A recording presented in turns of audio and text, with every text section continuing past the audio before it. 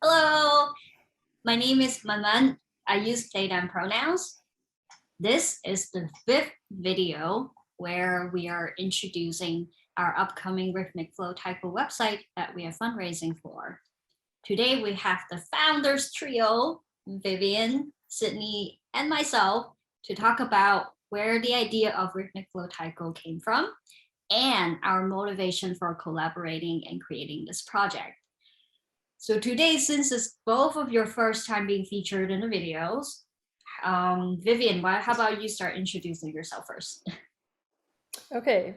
Hello, everybody. My name is Vivian. I have been playing taiko a little over 10 years now. I started at Berkeley in college, and now I'm affiliated with the Los Angeles Taiko Institute. I'm actually one of the coaches there. And professionally, I am a physical therapist in Los Angeles, and it's been very exciting for me to see how these two worlds collide. And I use she, her pronouns. I'll pass it over to Sydney. Okay, hi everyone. My name is Sydney Shiroyama. I use she, her pronouns. I live in Northern California and I learned to play taiko at the Palo Alto Buddhist Temple Dharma School. I work as an occupational therapist and I'm also a grad student at the Institute of Buddhist Studies. Yes. And Vivian, I have a question for you. Okay. What made you interested in starting a class for folks with Parkinson's disease? Yeah. So the idea began when I was a student in physical therapy school. We learn a lot about the different exercise principles that are the most beneficial for people with different disease processes. And when we started learning about Parkinson's, um, that we learn about all these different things like, large amplitude movements, the use of a metronome, trunk rotations. And in my head, I was thinking, wow, like all of these movement principles are things that are innate or inherent in taiko itself. And it just felt like taiko as an art form could be a really perfect bridge to um, playing and having fun with music and also having a therapeutic effect as well. So it just felt like something that could go really well together. And yeah, the idea sprung from there for me. Yeah, I remember you reached out to me and start telling me about those things, and then we were both like aware of like Sydney, what you've been doing with San Jose Taiko, and yeah. So how did we started? What happened with the three of us started doing this together? I think Sydney, I remember there was something. Yeah, so I was asked to do a presentation for a support group down based in Los Angeles called the Twitchy Women.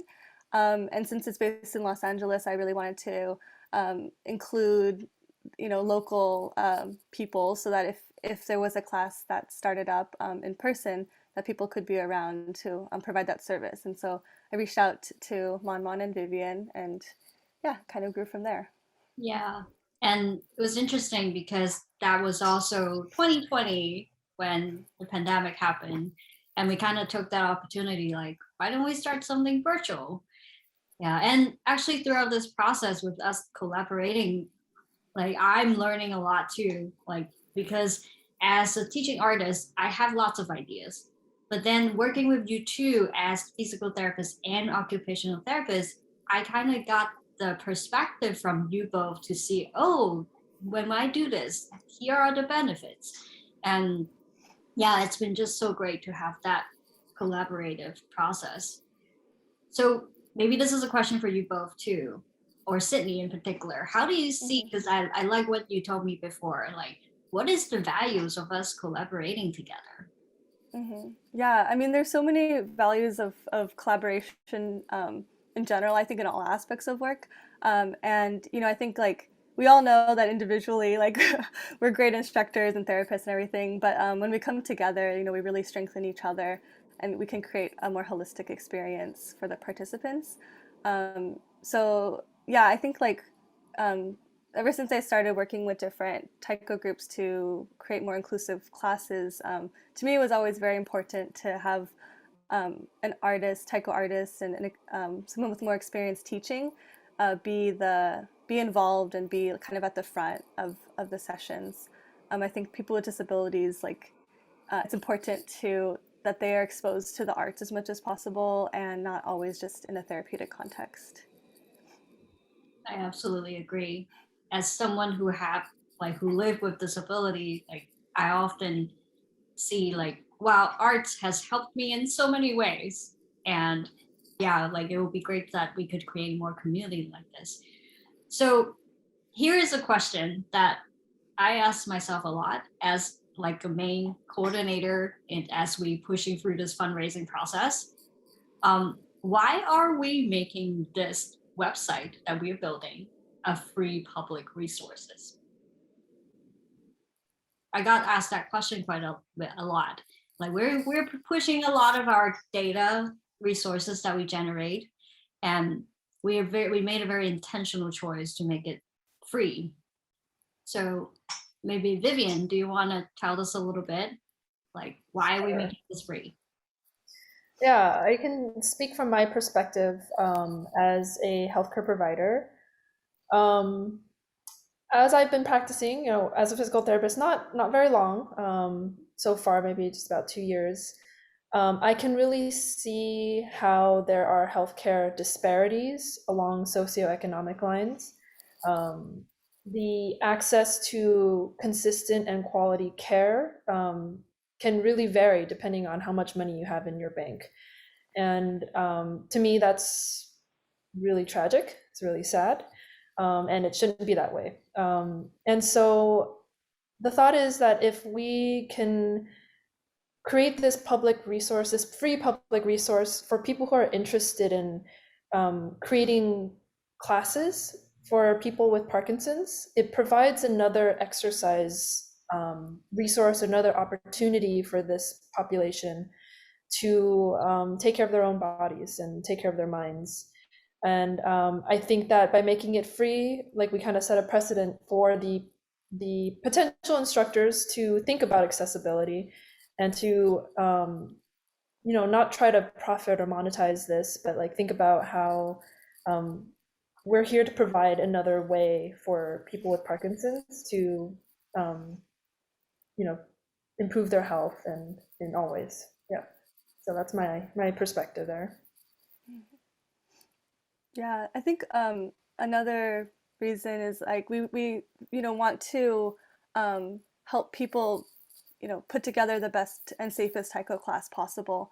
And I know when I first started out trying to offer classes for people with disabilities, I found I tried to look anywhere I could, like online, for free content to help myself feel more confident and more successful with the class. And I actually came across ManMan's Taiko Together website and watched so many videos. And I was so grateful that they were free and available.